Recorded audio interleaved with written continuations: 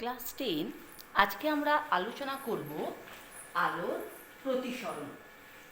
কাকে আলোর প্রতিসরণ বলে? না, আলো যখন কোনো স্বচ্ছ সমসত্ব মাধ্যমের মধ্যে দিয়ে আস্তে আস্তে দুই মাধ্যমের বিভেদ তলে এসে পড়ে, তখন ওই আলোর কিছু অংশ বেঁকে গিয়ে দ্বিতীয় মাধ্যমে প্রবেশ করে। কিরকম বেঁকে গেলে তুমি কী করে বুঝবে? না দেখো, আলোটা যদি না থাকতো মাধ্যমটা, তাহলে আলোটা এই পথে যাবার কথা, না গিয়েও কি করলে একটু বেঁকে গেল। ঠিক? তাহলে ধরে নাও এটা হচ্ছে বায়ু মাধ্যম, ধরে নিলাম এটা হলো জল, তুমি কাঁচ যা খুশি ধরতে পারো। তাহলে আমি কি বলছি যে আলো যখন কোনো স্বচ্ছ সমসত্ব মাধ্যমের মধ্য দিয়ে আস্তে আস্তে দুই মাধ্যমের বিভেদ তলের উপর এসে পড়ে, এই যে দুই মাধ্যমের বিভেদ তল, এটা রেখাটা দিয়ে আমি দেখিয়েছি যে এই বিভেদ তলের উপরে আছে বায়ু, আর ঠিক এই লাইনটার নিচেই শুরু হচ্ছে জল। তাহলে দুই মাধ্যমের বিভেদ তলের উপর এসে পড়ে, তখন ওই আলোর কিছু অংশ তার দিক পরিবর্তন করে বেঁকে গিয়ে দ্বিতীয় মাধ্যমে প্রবেশ করে। এই পুরো ঘটনাটাকেই বলা হচ্ছে আলোর প্রতিসরণ। এবার কথা হলো, আলোর প্রতিসরণ হয় কেন? হয় আলোর প্রতিসরণ হয় তার কারণ হলো বিভিন্ন মাধ্যমে আলোর বেগ বিভিন্ন। আলো বায়ুতে বা শূন্য মাধ্যমে যে বেগে যায়, জলে বা কাঁচে সেই বেগে যায় না, বেগটা কী হয় তুলনামূলক কমে যায়। আবার ধরো কাঁচে যদি যায়, তাহলে কাঁচেও আলোর বেগটা কী হয়ে যায়, আলাদা রকম হয়ে যায়। তাহলে জল, কাঁচ, বায়ু, তোমার হয়েছে গ্লিসারিন, বিভিন্ন মাধ্যম যদি আমরা আলোচনা করি, তাহলে বিভিন্ন মাধ্যমে আলোর গতিবেগ এক এক রকম হওয়ার জন্যই আলোর প্রতিসরণ ঘটে। এইবার আলোর প্রতিসরণের কিছু বাস্তব উদাহরণ আমি দেখাই। খেয়াল করে দেখবে, জল ভর্তি চৌবাচ্চার দিকে কোনোদিন তাকিয়েছ? ধরো এই হচ্ছে একটা জল ভর্তি চৌবাচ্চা, ঠিক আছে? চৌবাচ্চাতে জলে ভর্তি হয়ে আছে। এইটা হচ্ছে তলদেশ। এই তলদেশের এইখানে একটা বিন্দু যদি আমরা নিই, তুমি যদি ওপর থেকে দেখো, এটা হচ্ছে ধরে নাও চোখ, ওপর থেকে দেখো, দেখবে এই বিন্দুটা অ্যাজ ইফ উপরে চলে এসছে। নিশ্চয়ই খেয়াল করে দেখেছো যে যখন আমরা জল ভর্তি চৌবাচ্চা ওপর থেকে দেখি, তখন তার তলদেশটা একটু ওপরের দিকে উঠে আসে, অর্থাৎ জলতলটাকে কম গভীর বলে মনে হয়। এই সব ঘটনাগুলো কেন ঘটে? আলোর প্রতিসরণের জন্য। আর একটা উদাহরণ দিই, ধরো একটা বালতি দেখেছো জল ভর্তি, ঠিক আছে? বালতি যেই তুমি রাখলে, ধরো এর মধ্যে তুমি একটা লাঠি ডুবিয়ে রেখেছো, হলো? যেই তুমি এখান থেকে দেখবে, তোমার মনে হবে লাঠিটা অ্যাজ ইফ এইখানে আছে, অর্থাৎ লাঠিটা থাকার কথা এইখানে, তোমার দেখে মনে হবে এইখানে, অর্থাৎ লাঠিটা এরকমভাবে বেঁকে গেছে। তাহলে জল ভর্তি পাত্রে যদি আমরা একটা লাঠি রাখি, তাহলে সেই লাঠিটাকে আমার কি মনে হবে, যেখান থেকে জলতল স্পর্শ করছে ওখান থেকে লাঠিটাকে আমার বাঁকা বলে মনে হবে। এই যে ঘটনাগুলো ঘটে, এই ঘটনাগুলো সবই ঘটে আলোর প্রতিসরণের জন্য। ক্লিয়ার? এরপর তাহলে প্রতিসরণ কাকে বলে আমার জানা হলো, আমি প্রতিসরণের সংজ্ঞাটা তোমাকে দিয়ে রাখলাম। আরেকবার রিপিট করছি যে আলো যখন কোনো স্বচ্ছ সমসত্ব মাধ্যম দিয়ে আস্তে আস্তে দুই মাধ্যমের বিভেদ তলের উপর এসে পড়ে, তখন ওই আলোর কিছু অংশ দিক পরিবর্তন করে দ্বিতীয় মাধ্যমে প্রবেশ করে। এই ঘটনাটাকে বলা হচ্ছে আলোর প্রতিসরণ। এইবার আমরা কি বলবো, চ্যুতিকোণ। চ্যুতিকোণ কাকে বলে? চ্যুতি কথাটার মানে কি দেখো, প্রথমে আমি চ্যুতি কথাটার মানে আলোচনা করব। চ্যুতি মানে কি? ডেভিয়েশন, বা কি হলো, ধরো তোমার কোনো একটা রাস্তায় যাবার কথা, তুমি সেই রাস্তায় না গিয়ে অন্য একটা রাস্তায় সরে গেলে, তাহলে বলা হয় কি যে তোমার চ্যুতি হয়েছে। এইবার আলোর ক্ষেত্রে কি হয়, আমি বললাম যে বিভিন্ন মাধ্যমে আলোর বেগ বিভিন্ন রকমের হয়। দেখা গেছে কি, শূন্য মাধ্যম বা বায়ু মাধ্যমে আলোর বেগ কত হয়? শূন্য মাধ্যম বা বায়ু মাধ্যমে আলোর বেগ হয়ে যাচ্ছে তোমার, ধরে নিচ্ছি আমি 3 × 10⁸ মিটার পার সেকেন্ড। ধরো কাঁচ নিলাম, কাঁচের ক্ষেত্রে বেগ কত হবে? 2 × 10⁸ মিটার পার সেকেন্ড। এইরকম যদি আমি বিভিন্ন মাধ্যম নিই, তাহলে বিভিন্ন মাধ্যমে আলোর বেগটা বিভিন্ন রকমের হবে। এইবার দেখো, যে মাধ্যমে আলোর বেগটা কম, সেইগুলোকে আলোর সাপেক্ষে ঘন মাধ্যম বলা হয়। যেমন ঘন মাধ্যম তাহলে কি হবে, কাঁচ হবে কখন, যদি আমি বায়ু এবং কাঁচ নিই তাহলে বায়ু হয়ে যাবে কি লঘু মাধ্যম, এবং যদি আমরা কাঁচ নিই তাহলে কাঁচ হয়ে যাবে কি ঘন মাধ্যম। তাহলে যখনই আলো এক মাধ্যম থেকে অন্য মাধ্যমে অর্থাৎ লঘু মাধ্যম থেকে ঘন মাধ্যমে বা ঘন মাধ্যম থেকে লঘু মাধ্যমের দিকে যাবে, তখনই কি হবে যে ওই আলো দিক পরিবর্তন করে দ্বিতীয় মাধ্যমে প্রবেশ করবে। ধরো আমি এখানে নিচ্ছি বায়ু এবং জল, তাহলে এখানে লঘু মাধ্যম কোনটা, না লঘু মাধ্যম হয়ে যাবে বায়ু, এবং ঘন মাধ্যম কোনটা হয়ে যাবে, না জল। খেয়াল করে দেখো, যখন আলোক রশ্মি নাম দিই তাহলে বুঝতে সুবিধা হবে এ বি সি। আলোক রশ্মি যখন লঘু মাধ্যম থেকে ঘন মাধ্যমে যাচ্ছে তখন ও যাওয়ার কথা ছিল কোন রাস্তা দিয়ে, এই রাস্তাটা দিয়ে যাওয়ার কথা ছিল। কেন, কারণ যদি আলোক রশ্মিটা সোজা সরল রেখায় চলে তাহলে আমার এই ডটেড লাইন বরাবর যাওয়ার কথা ছিল। কিন্তু যেহেতু আলোক রশ্মিটি হলো লঘু মাধ্যম থেকে ঘন মাধ্যমে প্রবেশ করলো, সেজন্য দেখো এই যে ডটেড লাইন যেটা আমি জেনেছি এটা আসলে কি অভিলম্ব, এন বি এন ড্যাশ। এই অভিলম্বের দিকে কি হলো, বেঁকে গেল বা অভিলম্বের কাছে চলে এলো। বোঝা গেছে? তাহলে আলো যখন কোনো লঘু মাধ্যম থেকে ঘন মাধ্যমে প্রবেশ করে তখন প্রতিসৃত আলোক রশ্মি কোনটা, বিসি, সেই রশ্মিটা অভিলম্বের দিকে সরে আসে। তাহলে ধরো এ বি এন এটা যদি আপাতন কোণ হয়, আপাতন কোণ হলো আই, আর এন ড্যাশ বি সি এটা হলো প্রতিসরণ কোণ, সেটাকে আমরা কি দিয়ে লিখবো, আর। তাহলে এই জিনিসগুলো একবার দেখে নাও। আপতন কোণ কাকে বলে, আগেও তোমরা জানতে। কাকে বলে আপতন কোণ, না আপতিত রশ্মি এই যে এ বি অভিলম্বের সঙ্গে, অভিলম্ব কোণটা এন বি এন ড্যাশ, এর সঙ্গে যে কোণ করে তাকে আপতন কোণ বলে। আপতন কোণকে আমরা আই দিয়ে লিখলাম। ঠিক সেরকম প্রতিসৃত রশ্মি কোনটা, বিসি, সেই প্রতিসৃত রশ্মি অভিলম্বের সঙ্গে যে কোণ করে তাকে কি বলা হবে, প্রতিসরণ কোণ। প্রতিসরণ কোণকে আমরা কি দিয়ে লিখলাম, আর। এবার ছবি দেখেই তুমি বুঝতে পারবে যে কোন কোণটা বড়, আই বড় না আর বড়। ছবি দেখেই তুমি বুঝতে পারছো যে যেহেতু প্রতিসৃত রশ্মি অভিলম্বের কাছে চলে এসছে সেই জন্য আর ছোট, আই বড়। তাহলে রশ্মিটার চ্যুতি কত, চ্যুতি বলতে আমরা চ্যুতি কোণটা মাপি, এক্ষেত্রে চ্যুতি কোণ কত হবে, না চ্যুতি কোণ হয়ে যাবে আই মাইনাস আর। কারণ ওর তো এইদিকে এই অভিলম্বের সঙ্গে, তাহলে এই কোণটা সঙ্গত হয়ে যাচ্ছে, এটা সমান হয়ে যাচ্ছে আর বিপরীত কোণ। এই যে এ, এটা নাম দিয়ে দাও C dash, A C dash, এটা পরস্পরকে ক্রস করেছে বি বিন্দুতে, তাহলে এই কোণটা আই বলে আমার এই কোণটা কত হবে আই। তাহলে চ্যুতি কোণ মানে কোনটা, শুধু এই অংশটুকু, এই যে ডাবল লাইন দিয়ে যেটা দেখালাম সেটাই হয়েছে আমার চ্যুতি কোণ। চ্যুতি কোণকে আমরা কি দিয়ে লিখি, ডেল্টা দিয়ে লিখি। তাহলে ডেল্টা ইজ ইকুয়াল টু কত হয়ে গেল, আই মাইনাস আর। এইবার দেখো আলোক রশ্মি যদি ঘন মাধ্যম থেকে লঘু মাধ্যমের দিকে যায় তখন কি হবে, ধরো আমি নিলাম এখানে জল ঘন মাধ্যম, আর এখানে নিলাম বায়ু লঘু মাধ্যম। তাহলে আলোক রশ্মি যদি ঘন মাধ্যম থেকে লঘু মাধ্যমের দিকে যায়, এই ডটেরটা আমি কি আঁকলাম, অভিলম্ব, আপতন বিন্দুতে অঙ্কিত অভিলম্ব, নাম দিয়ে দাও এ বি, এটার নাম কি এন বি এন ড্যাশ, হলো। তাহলে এ বি হচ্ছে আপতিত রশ্মি, তাহলে এই রশ্মি যখন ঘন মাধ্যম থেকে লঘু মাধ্যমে যাবে তখন অভিলম্ব থেকে দূরে সরে যাবে। বোঝা গেছে? তাহলে নিয়ম কি, যে আলোক রশ্মি যদি ঘন মাধ্যম থেকে লঘু মাধ্যমের দিকে যায় তাহলে অভিলম্ব থেকে দূরে সরে যায়। তাহলে এক্ষেত্রেও আপাতন কোণ কোনটা হলো, আপাতন কোণ হলো আমার এখানে আই, আর প্রতিসরণ কোণ কত হলো আর। তাহলে চ্যুতি কত, দেখো যদি আমার মাধ্যম না থাকতো তাহলে রশ্মিটা কি হতো, আমার এই ডটের রেখা বরাবর বেরিয়ে যেত, কিন্তু যাচ্ছে কোন দিক দিয়ে, এই পথ দিয়ে যাচ্ছে। তাহলে চ্যুতি কোণটা যাবার কথা ছিল যেই দিক দিয়ে, আর যেদিকে গেল এই দুটোর মধ্যবর্তী যে কোণ সেটা হয়ে যাচ্ছে চ্যুতি। তাহলে চ্যুতি কোণ সেটা কত হয়ে যাবে এক্ষেত্রে, এই ক্ষেত্রে হয়ে যাবে আর মাইনাস আই। তুমি খেয়াল করে দেখো যে আরটা বড়, এছাড়া জ্যামিতি দিয়েও যদি আমি বলি যে এই কোণটা যদি আই পাই তাহলে আমার এই কোণটা হয়ে যাবে আর, আর এই গোটা কোণটা আর, তাহলে চ্যুতি ইজ ইকুয়াল টু কত, আর মাইনাস আই। তাহলে আই মাইনাস আর কখন হয়, যখন আলোক রশ্মি লঘু থেকে ঘন মাধ্যমে যায়। আর আর মাইনাস আই কখন হয়, যখন আলোক রশ্মি ঘন থেকে লঘু মাধ্যমে যায়।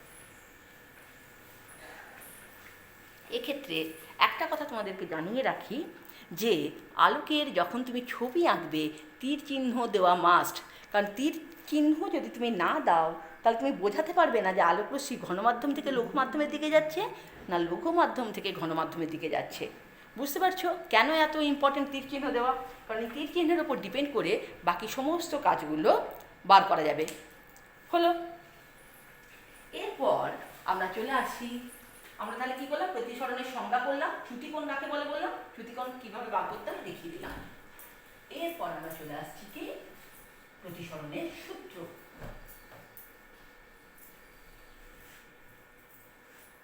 প্রতিসরণের সূত্র চলে আসছে এবার। সূত্রের জন্য একটা ছবি আঁকি, আমার বোঝাতে সুবিধা হবে। ঠিক আছে, ধরো এই আমার ছবিটা,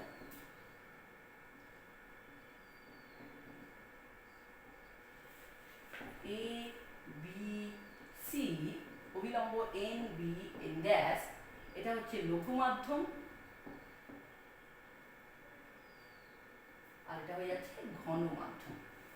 তাহলে প্রথম সূত্র কি বলছে, আপতিত রশ্মি, আপতিত রশ্মি কোনটা, এ বি, প্রতিসৃত রশ্মি সেটা কোনটা, বি সি, এবং আপতন বিন্দু, আপতন বিন্দু কোনটা, বি, বিতে অঙ্কিত অভিলম্ব এন বি এন ড্যাশ একই সমতলে থাকে। তাহলে প্রতিসরণের প্রথম সূত্র কি হলো না, আপতিত রশ্মি, প্রতিসৃত রশ্মি এবং আপতন বিন্দুতে অঙ্কিত অভিলম্ব একই সমতলে থাকে। হলো, 2 নম্বর সূত্র কি বলছে, যে দুটো নির্দিষ্ট মাধ্যম, দুটো নির্দিষ্ট মাধ্যম মানে কি, যদি আমরা প্রথম থেকে এখানে বায়ু রাখি তাহলে এটা উপরের লঘু মাধ্যমটা বায়ু থাকবে এবং ঘন মাধ্যমটাকে যদি আমরা কাঁচ নিই তাহলে কাঁচই থাকবে, তুমি চেঞ্জ করতে পারবে না। তাহলে দুটো নির্দিষ্ট মাধ্যম এবং একটা নির্দিষ্ট বর্ণের আলোর জন্য, বর্ণের আলো মানে কি, আলোর কতগুলো বর্ণ হয় না, আলোর হয় 7টা বর্ণ। মনে আছে রামধনুর 7টা রং, সেই 7টা রঙই হয়ে যাচ্ছে আলোর বর্ণ 7টা। তাহলে যে কোনো একটা নির্দিষ্ট রঙের আলো নিতে হবে, হয় লাল নাও কিংবা নীল নাও, বেগনি নাও, হলুদ নাও, যাই নেবে সেক্ষেত্রে আলোর বর্ণটাও তোমার নির্দিষ্ট হবে। তাহলে আমি আরেকবার রিপিট করি, দুটো নির্দিষ্ট মাধ্যম ও একটা নির্দিষ্ট বর্ণের আলোর প্রতিসরণের ক্ষেত্রে আপতন কোণের সাইন, আপতন কোণ কোনটা, আই, এবং প্রতিসরণ কোণের সাইন, প্রতিসরণ কোণ কোনটা, আর।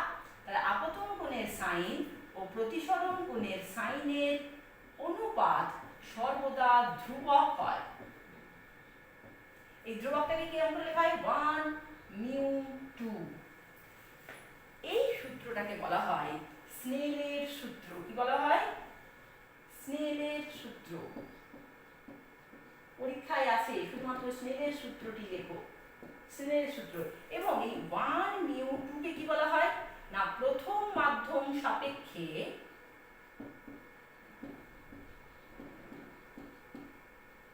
দ্বিতীয় মাধ্যমের প্রতিসরাঙ্ক। ক্লিয়ার? আবার আমি রিপিট করছি দ্বিতীয় সূত্রটা, যে দুইটি নির্দিষ্ট মাধ্যম ও একটা নির্দিষ্ট বর্ণের আলোর ক্ষেত্রে আপাতন কোণের সাইন ও প্রতিসরণ কোণের সাইনের অনুপাত সর্বদা ধ্রুবক হয়। এই ধ্রুবককে কিরকম দিয়ে লিখলাম, 1μ2, ওই যে ইউয়ের মতন লিখেছি যার একটা পা বড় একটা পা ছোট, ওটাকে গ্রিক লেটার, ওটাকে বলা হয় মিউ। এটাকে আমি লিখলাম 1μ2।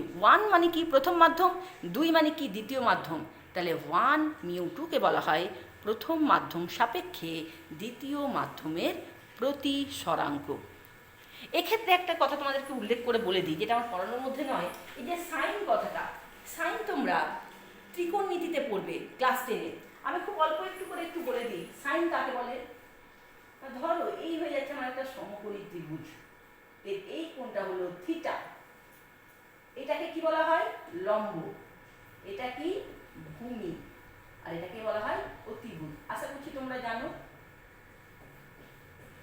তাহলে সাইন থিটা, সাইন থিটা, এই যে সাইন থিটা, সেটা সমান হয় লম্ব বাই অতিভুজ, লম্ব বাই অতিভুজ। এই জিনিসটা তোমরা জেনে রাখো, কারণ এটা তোমরা এর আগে জানতে না। এটা তোমরা করবে কখন না, যখন টেনে ত্রিকোণমিতি করবে তখন তোমরা এই জিনিসটা দেখে রাখবে। সাইন থিটা আসলে কি, কোনো একটা সমকোণী ত্রিভুজের যে কোণটাকে আমরা ধরবো তার রেসপেক্টের লম্ব এবং অতিভুজের অনুপাতকেই বলা হয় সাইন। এটা একটা মান, একটা নির্দিষ্ট মান বেরোয় সংখ্যার। যেমন ধর আমি বললাম যে এই যে 1μ2 বললাম, তো 1μ2 ধরো আমি বললাম প্রথম মাধ্যম সাপেক্ষে দ্বিতীয় মাধ্যমের প্রতিসরাঙ্ক। আমরা ছবি থেকে নিয়েছি বায়ু এবং কাঁচ। তাহলে এর ক্ষেত্রে আমার ছবিটার ক্ষেত্রে এখানে দেখাই sine I by sine R is equal to 1.5। এই 1.5 কি বলা হয়? বায়ুর সাপেক্ষে প্রথম মাধ্যম কি ছিল আমার? বায়ু। তাহলে বায়ুর সাপেক্ষে দ্বিতীয় মাধ্যম কি? কাঁচ। কাঁচের প্রতিসরাঙ্ক। বুঝে গেছে? এবার আমরা প্রতিসরাঙ্ক কাকে বলে পরীক্ষায় আসে, এর সঙ্গে আর একটা চলে আসি, পরম প্রতিসরাঙ্ক কাকে বলে।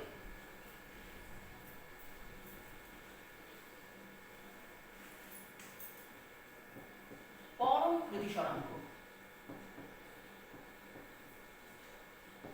মুখেই বলে দিই,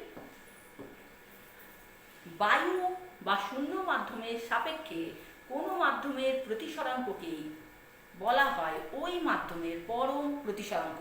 আমরা এক্ষুনি দেখালাম যে বায়ু সাপেক্ষে কাচের প্রতিসরাঙ্ক হলো 1.5। তাহলে কাচের পরম প্রতিসরাঙ্ক কত হয়ে যাবে? আর কাচের পরম প্রতিসরাঙ্ক হলো 1.5। জলে নিয়েছিলাম তাই তো, তাহলে জলের পরম প্রতিসরাঙ্ক কত হবে? 1.33। এরকম বিভিন্ন মাধ্যমের পরম প্রতিসরাঙ্কের মান থাকে। আর একটা জিনিস বলে দিই, এই টপিকটা বন্ধ করব, শেষ করব। লম্ব আপতন।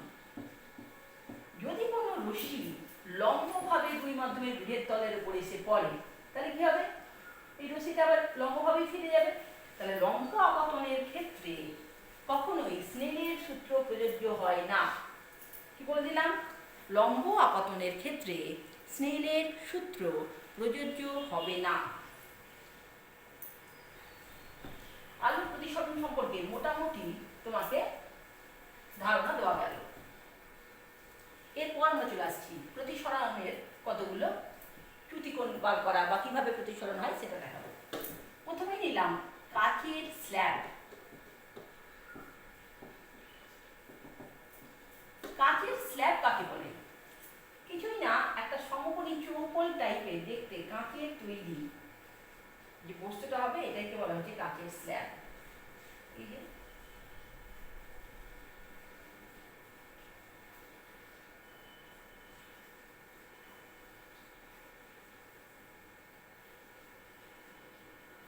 সমকোণী চৌকোণ, তোমরা নিশ্চয়ই জ্যামিতি বই দেখে থাকবে।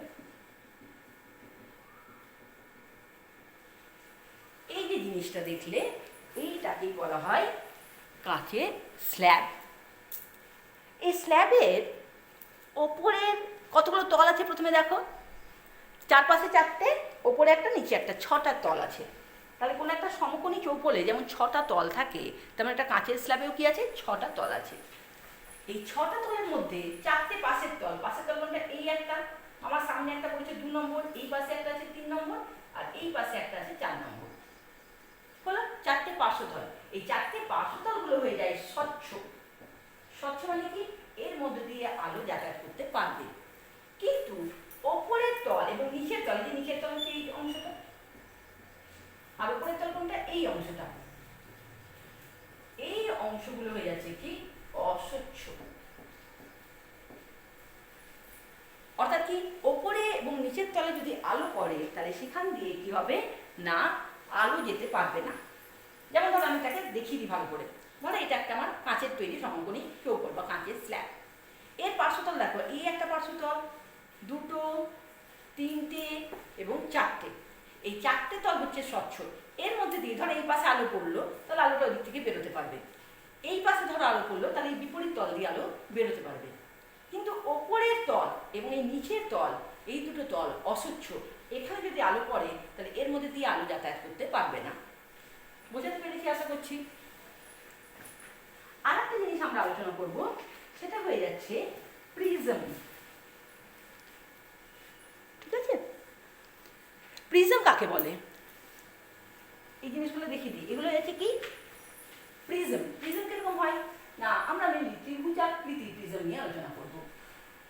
কাকে বলে প্রিজম? না, কাচের তৈরি স্বচ্ছ প্রতিসারক মাধ্যমের অংশবিশেষকে বলা হয় প্রিজম। এখানে আমরা ত্রিভুজাকার প্রিজম নিচ্ছি। প্রিজমটা ঠিক দেখতে এরকম ত্রিভুজের মতন হবে,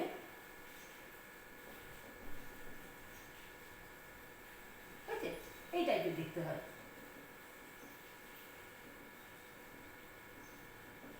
এরকম টাইপের দেখতে হয় প্রিজমটা। অর্থাৎ আরেকবার দেখানোর চেষ্টা করি তোমাকে ডাইরেক্টটা দিয়ে।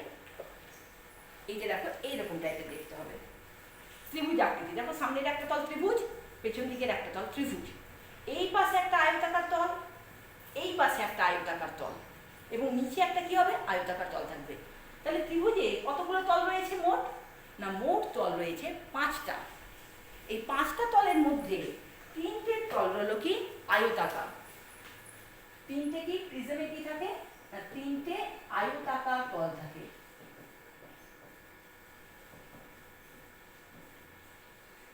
আর 2টো তল থাকে ত্রিভুজ আকৃতি। এই যে সামনের একটা ফেস আর পেছন দিকের একটা ফেস, এই দুটো হয়ে যাচ্ছে কি 2টো ত্রিভুজ আকৃতি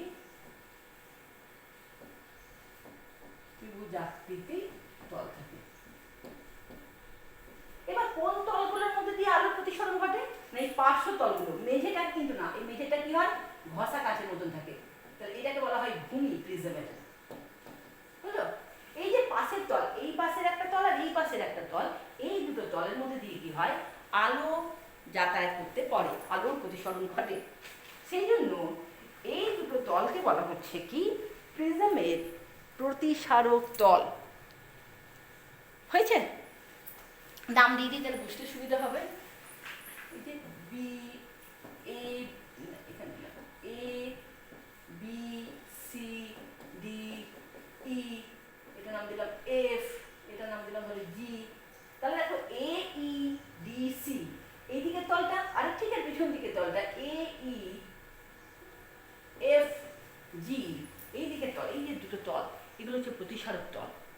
প্রতিসারক তলগুলো যেখানে ছেদ করেছে সেখানে কি একটা কোণ তৈরি হয়েছে, এই যে একটা কোণ, এই কোণটাকে বলা হয় প্রিজমের প্রতিসারক কোণ। কি বলা হয়? প্রিজমের প্রতিসারক কোণ বলা হয়।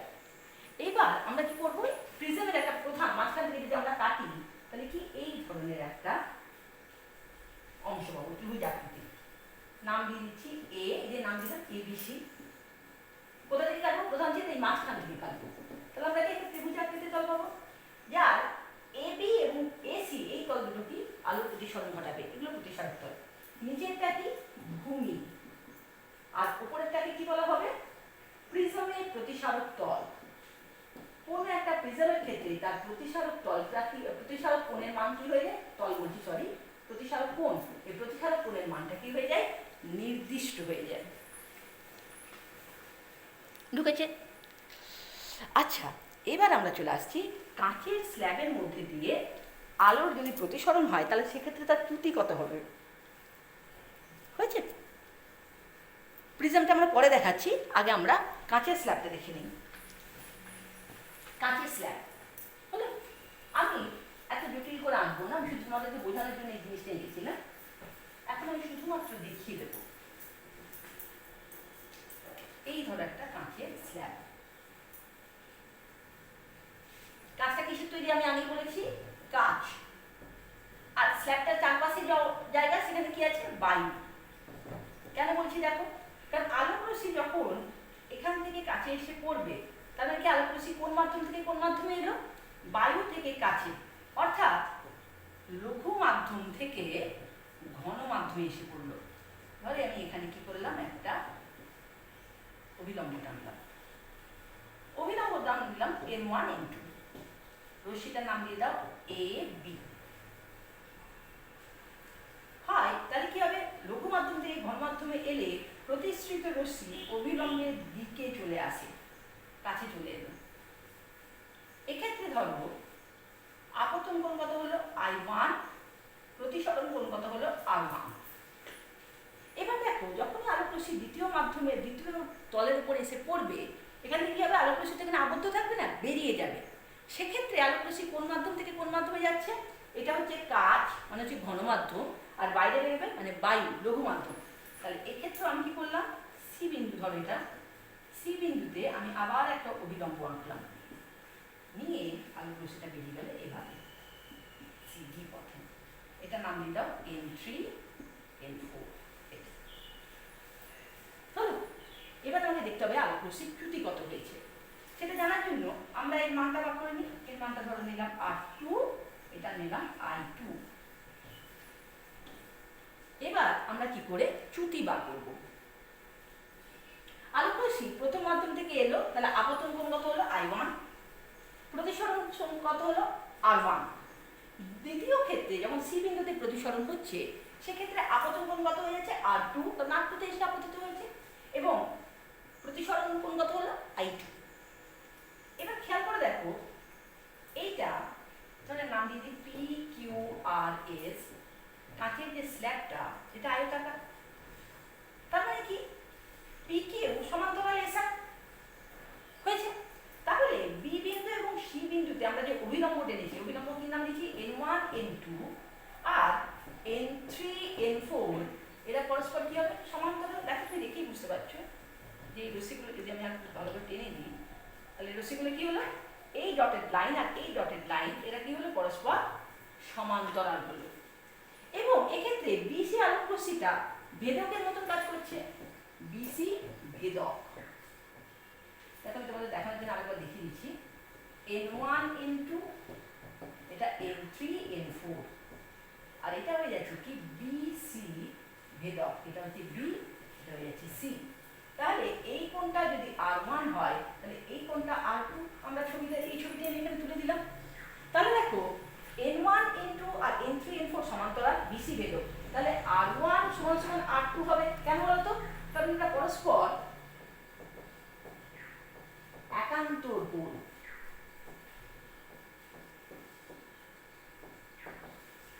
কারণ কি R1 এবং R2 সমান হবে, তার কারণ হয়ে গেল এরা পরস্পর একান্তর কোণ। ছবিটা কাঁচের স্ল্যাবের যে ছবিটা আছে সেই ছবিটা হয়তো দেখতে তোমার অসুবিধা হতে পারে, সেই জন্য ছবিটাকে আমি আরও একটু স্পষ্ট করার জন্য পাশে এঁকে দিলাম N1 N2 আর N3 N4 অংশটুকুকে। সেটা হয়ে যাচ্ছে দেখো N1 N2 আর N3 N4 পরস্পর সমান্তরাল, বিসি ভেদক, তাহলে R1 আর R2 পরস্পর কী হয়ে যাচ্ছে একান্তর কোণ। তাই এই দুটো কোণের মান কী হয়ে গেল সমান। এবার খেয়াল করো, আলোক রশ্মি প্রথম মাধ্যমে I1 আপতন কোণ আপতিত হলো, R1 হলো তার প্রতিসরণ কোণ, এবং R2 কোণে দ্বিতীয়বার আপতিত হলো আপতন কোণ, সেক্ষেত্রে প্রতিসরণ কোণ হলো R2। আলোক রশ্মি কী করে, প্রত্যাবর্তিতার নিয়ম ফল করে। প্রত্যাবর্তিতার নিয়ম মানে কি, যে পথে আলোক রশ্মি এসছে সেই পথে ফিরে যাবে। তাহলে এই কোণটা যদি I1 R2 হয়, I1 R1 হয়, এবং R1 আর R2 যদি সমান হয়, অর্থাৎ এইখান থেকে ধরো ব্যাপারটা এইখানে দেখে তোমাকে প্রত্যাবর্তিতার নীতি কিরকম। ধরো একটা আলোক রশ্মি এখান থেকে এলো,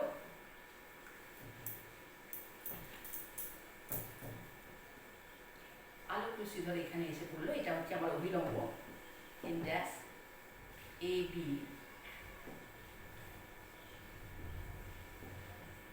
তাহলে দেখো এই কোণটা যদি I হয়, এই কোণটা যদি R হয়, অর্থাৎ আপতন কোণ I কোণে আপতিত হলো, R কোণ তার প্রতিসরণ কোণ হলো।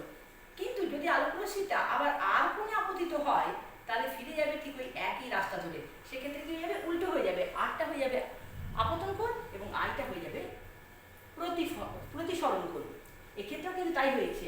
আলো কি করে, প্রত্যাবর্তিতার নীতি ফলো করে। তীরচিহ্নগুলো দিয়ে দিই, প্রত্যাবর্তিতার নীতি ফলো করে, অর্থাৎ I1 কোণে আপতিত হলে তার প্রতিসরণ কোণ যদি R1 হয়, তাহলে আবার R1 কোণেই যদি আপতিত হয় তাহলে তার প্রতিসরণ কোণ কত হবে, I1 হবে। এক্ষেত্রে R1 সমান R2 যদি হয় তাহলে আমি বলতে পারি I1 সমান I2 হবে। আশা করছি বুঝতে পেরেছো, কারণ আলোক রশ্মি সম্প্রদায় কি করে, একই পথ দিয়ে ফিরে যায়। তাহলে ও যদি I1 এ পড়ে R1 হয় তাহলে R2 তে পড়ে কি হলো, I2 হলো।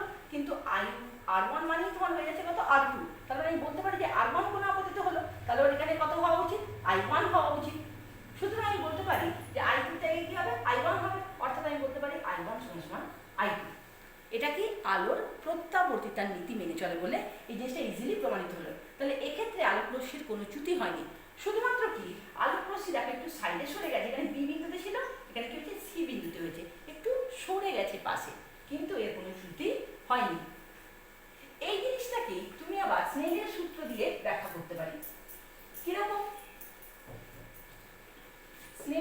দিয়ে আমি ব্যাখ্যা করব।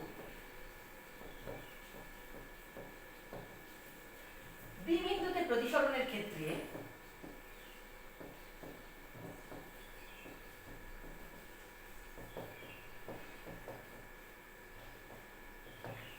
কি হচ্ছে, sin I1 by sin R1 is equal to 1 mu 2, এটা ধরে নাও 1 নম্বর। আর সি বিন্দুতে যখন প্রতিসরণ হবে, সি বিন্দুতে প্রতিসরণের ক্ষেত্রে কত হয়ে যাবে, সাইন, এক্ষেত্রে আপতন কোণ কত, R2, আর প্রতিসরণ কোণ কত, সাইন I2, সেটা ইজ ইকুয়াল টু 2 mu 1, স্নেলের সূত্র থেকে আমরা পাই। এবার 1 নম্বর ও 2 নম্বর সমীকরণকে যদি আমরা গুণ করি তাহলে কি পাই দেখো, sin I1 by sin R1 into sin R2 by sin I2 is equal to 1 mu 2 into 2 mu 1, ঠিক?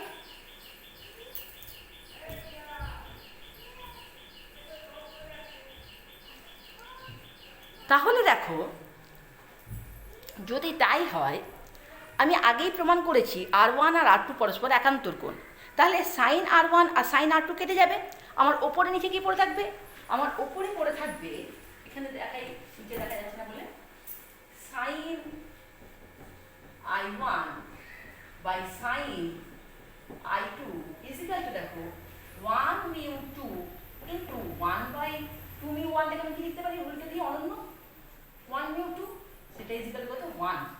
তাই যদি হয় তাহলে sin I1 is equal to sin I2, এটা যদি হয় তাহলে আমি লিখতে পারি I1 সমান সমান I2। তাহলে স্নেলের সূত্র থেকেও তুমি পেয়ে গেলে কি, যে কোনো একটা রশ্মি যদি কাঁচের স্ল্যাবের উপর এসে পড়ে তাহলে তার আপতন কোণ এবং নির্গমন কোণ দুটো কোণই হয়ে যাচ্ছে পরস্পর সমান। অর্থাৎ আপতিত রশ্মি AB এবং প্রতিসৃত রশ্মি বা নির্গত রশ্মি, প্রতিসরণের পর যে রশ্মি নির্গত হলো সেই রশ্মি দুটো সিডি পরস্পর সমান্তরাল। শুধুমাত্র কি এই রশ্মিটা আপতিত রশ্মি AB এবং সিডি কি একটু পাশের দিকে সরে গেছে, হয়েছে। এরপর নেক্সট আমরা আলোচনা করব প্রিজমের ক্ষেত্রে, এটাই আমাদের আজকে শেষ টপিক। প্রিজমের ক্ষেত্রে আপতনের ক্ষেত্রে কি হয়, আলোক রশ্মির চ্যুতি কত হয় সেটা আমরা নির্ণয় করব।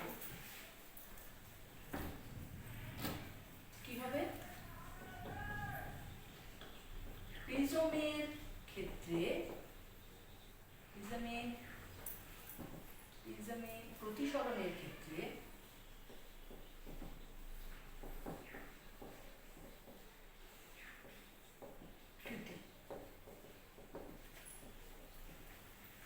প্রিজমের প্রতিসরণের ক্ষেত্রে চ্যুতি নির্ণয় করার জন্য আমাকে কি করতে হবে, একটা বড় দেখে প্রিজমের প্রধান ক্ষেত্র নিতে হবে, যাতে তোমাকে ছবিটা ভালো করে বোঝাতে পারি।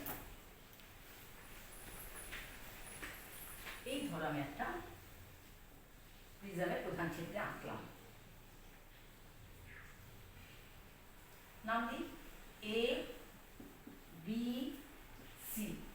প্রিজমের এটা কি হয়ে যাচ্ছে, তার প্রতিসারক কোণ, এটা কি প্রতিসারক কোণ, আগেই আমরা বলেছিলাম। বিসি কি প্রিজমের ভূমি, তাহলে প্রতিসরণ তল কোণগুলো প্রতিসরণ এবি এবং এসি। একটা আলোক রশ্মি এখানে এসে পড়লো, নাম দিলাম পি কিউ। সি আলোক রশ্মিটার মধ্যে দিয়ে সোজা বেরিয়ে যাবে, গিয়ে এখান থেকে আবার যেরকম হবে এমনি ভাবে বেরিয়ে যাবে রশ্মিটা, তাহলে পি কিউ আর এস। প্রতিসরণের সূত্র অ্যাপ্লাই করতে হলে আমাকে কি করতে হবে, অভিলম্ব টানতে হবে। কোন বিন্দুতে, কিউ বিন্দুতে। এটা এই প্রথমের ক্ষেত্রে কি হয়েছে, কিউ বিন্দুতে প্রতিসরণ হয়েছে, পরের ক্ষেত্রে আবার আর বিন্দুতে প্রতিসরণ হয়েছে। তাহলে সেক্ষেত্রে যদি আমরা এখানে প্রতিসরণ অভিলম্ব টানি,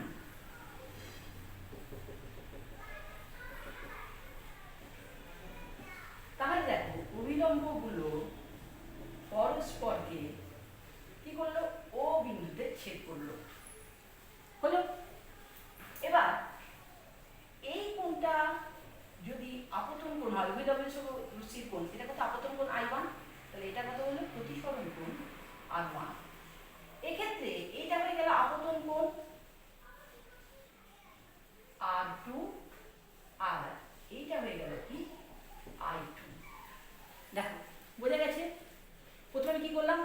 যে আঁকলাম পি কিউ একটা রশ্মি, এবি প্রতিসরণ তলে কিউ বিন্দুতে প্রতিসরণ ঘটলো, রশ্মিটা কিউ আর পথে বেরিয়ে গেল, আর বিন্দুতে আরেকবার প্রতিসরণ হলো, এক্ষেত্রে আবার কাঁচ থেকে বায়ু কি হলো, ঘনমাধ্যম থেকে লঘু মাধ্যমে গেল, যার জন্য অভিলম্ব থেকে দূরে সরে গেল, আর এস পথে নির্গত হলো।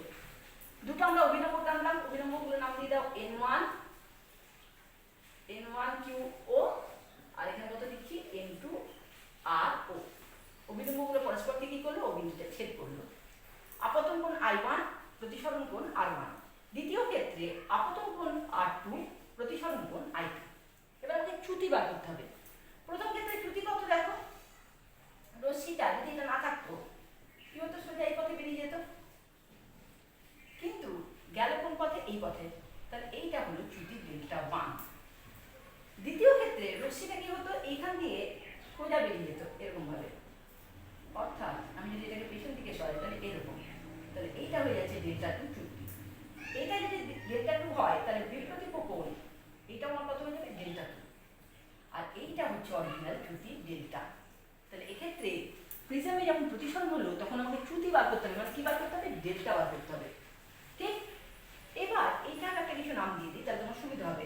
এটার নাম কিউ ও আর, এই একটা ত্রিভুজ, আর এখানেও দেখা একটা ত্রিভুজ তৈরি হয়েছে, এই ত্রিভুজটার নাম দিয়ে দিচ্ছি, পি নাম তো দিয়েছি আমি, এটা নাম দিয়ে দিলাম এম, ঠিক আছে। তাহলে দেখো ত্রিভুজ কিউ এম আর, এই যে কিউ এম আর, এই ত্রিভুজটাতে আরটাকে আমি এখানে বড় করে দিচ্ছি, এই বিন্দুটা কিউ এম আর, এর মধ্যে বহিস্থ কোণ হচ্ছে ডেল্টা।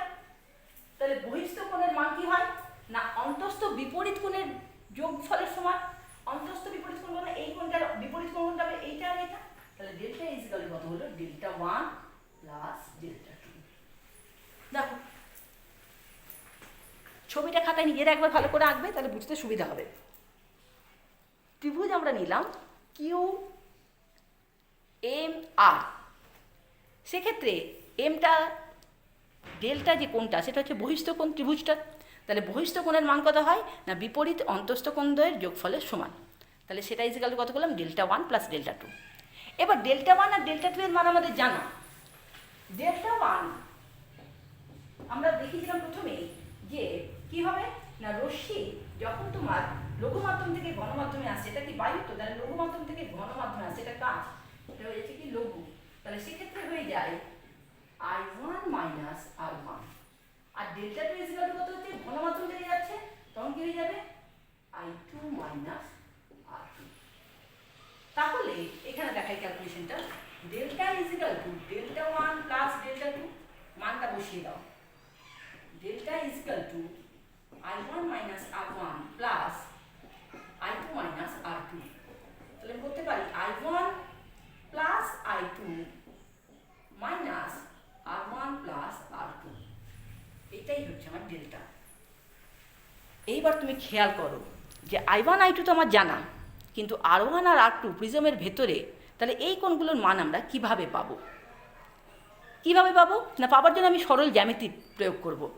দেখো ত্রিভুজে ডটেড লাইন দিয়ে একটা বড় ত্রিভুজ তুমি দেখতে পাচ্ছ, কিউ আর ও, বুঝতে পেরেছো কোন ত্রিভুজটা, এই যে ত্রিভুজটা কিউ আর ও, এই যে এই ত্রিভুজটা, এই যে ত্রিভুজটা।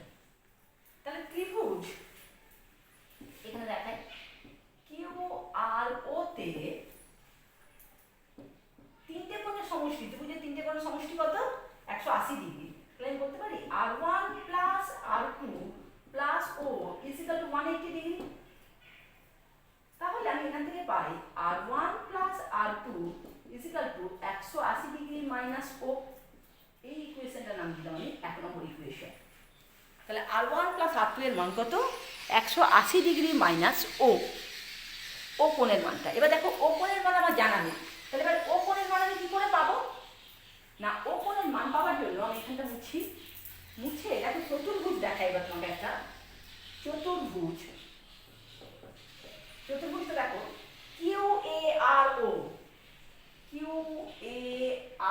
ও, চতুর্ভুজের চারটে কোণের সমষ্টি কত হয়, 360 ডিগ্রি। এবার খেয়াল করো কিউ বিন্দু এবং আর বিন্দুতে তো আমরা অভিলম্ব টেনেছিলাম, তাহলে কিউ কোণ এবং আর কোণের মান এখানে চারটে কোণ, এ প্লাস কিউ প্লাস ও প্লাস আর ইজিক্যাল টু কত 360, তাই তো? চারটে কোণের সমস্যা 360°। এবার দেখো কিউ সমান কত হচ্ছে 90°, আর আর সমান হচ্ছে 90°, কারণ আমি অবিলম্ব টেনেছিলাম। তাহলে এই দুটোকে যদি আমি বাদ দিয়ে দিই, তাহলে এ প্লাস ও ইজিক্যাল টু কত হবে 180°। হলো 180° যদি হয়, এটা হয়েছে কি প্রিজমের প্রতিসারক কোণ, তাহলে আমি বলতে পারি এ ইজিক্যাল টু কত 180° মাইনাস ও। এটা 2 নম্বর সমীকরণ। তাহলে এবার কোথায় লিখি? এবার এইখানে খেয়াল করো, আমার এ হয়েছে প্রিজমের প্রতিসারক কোণ এ, আর এখানে একটা পেলাম এইটা। তাহলে এই দুটো সমীকরণকে 1 নম্বর ও 2 নম্বর সমীকরণকে তুলনা করে পাই। কি পাবো? না, তুলনা করে পাই a is equal to r1 plus r2, অর্থাৎ প্রিজমের অভ্যন্তরস্থ r1 এবং r2 এর যোগফলটা হয়ে গেল কি প্রিজমের প্রতিসারক কোণের সঙ্গে সমান। এবার দেখো আমার এটাই তো দরকার ছিল, r1 r2। এবার ডেল্টার মান আমি বের করেই রেখেছি, ডেল্টা ইজিক্যাল টু কত i1 plus i2 minus r1 plus r2। তাহলে আমি ডেল্টার মান বসিয়ে দিই, i1 plus i2 minus a। i1 R i2 কি? i1 হচ্ছে রশ্মির আপতন কোণ প্রথম ক্ষেত্রে, i2টা কি না শেষে নির্গমন কোণ বা প্রতিসরণ কোণ, এবং a হয়ে যাচ্ছে কি প্রিজমের প্রতিসারক কোণ। হলো, জাস্ট লাস্ট আরেকটি জিনিস আলোচনা করে আজকে আমরা আলোচনাটা এখানেই শেষ করব। সেটা হয়ে যাচ্ছে কি প্রিজমের ন্যূনতম চ্যুতির অবস্থান। ন্যূনতম চ্যুতি, ন্যূনতম মানে কি সবচেয়ে কম চ্যুতি কখন হবে? দেখো চ্যুতি হচ্ছে তো, তাহলে আমরা কি করবো চ্যুতিটা কম করার চেষ্টা করব। তাহলে চ্যুতিটা কম কি করে হবে? না, ধরো কোনো যদি আমরা একটা নির্দিষ্ট প্রিজম নিই, তাহলে তার যদি আপাতন কোণের চেঞ্জ করি, আপতন কোণটাকে যদি আমরা চেঞ্জ করতে থাকি, তাহলে তার চ্যুতির পরিবর্তন হয়। কীরকমভাবে? না, ধরো আমি এই দিকে আঁকলাম আপতন কোণ আই, আর এই দিকে আঁকলাম চ্যুতি কোণ ডেল্টা। তাহলে দেখা যাবে চ্যুতি কোণ 0 থেকে বাড়াবো যখন, তখন আমার চ্যুতিটা আস্তে আস্তে কমবে। কমতে কমতে একটা নির্দিষ্ট বিন্দুতে আসার পর যেই আমরা আপতন কোণ বাড়াবো, এটা ধরে নাও আইও, এখানে কি হচ্ছে ডেল্টাটা কত হয়ে যাচ্ছে একদম ন্যূনতম ডেল্টা এন। যেই এবার আপতন কোণটা আরো একটু বাড়াবো, সঙ্গে সঙ্গে কি হয়ে যাবে চ্যুতিটা আমার বাড়তে থাকবে। আপতন কি করে চেঞ্জ করা যায়? না, তুমি আপতিত রশ্মিটাকে নির্দিষ্ট রাখলে, রেখে যদি প্রিজমটাকে আমরা একটু একটু করে ঘোরাই, তাহলে কি হবে আপতন কোণের পরিবর্তন হবে। তাহলে আমরা দেখলাম কি আপতন কোণ 0 থেকে যখন আমরা বাড়াতে শুরু করব, প্রথম দিকে কি হবে না চ্যুতিটা কমবে, কমতে কমতে কমতে একটা নির্দিষ্ট আপতন কোণ পাবো। এই নির্দিষ্ট আপতন কোণের জন্য কি হয়ে যায় চ্যুতিটা একদম কম হয়, ন্যূনতম হয়। কারণ এরপর যে আপতন কোণের মান আরেকটু বাড়াবো, চ্যুতি আমার বাড়তে থাকবে। তাহলে এই নির্দিষ্ট অবস্থানটাকে, যে প্রিজমের যে নির্দিষ্ট অবস্থানের জন্য চ্যুতি ন্যূনতম হয়, তাকে প্রিজমের ন্যূনতম চ্যুতির অবস্থান বলা হয়। এটা একটা নির্দিষ্ট আলোর বর্ণের ক্ষেত্রে কিন্তু নির্দিষ্ট হয়।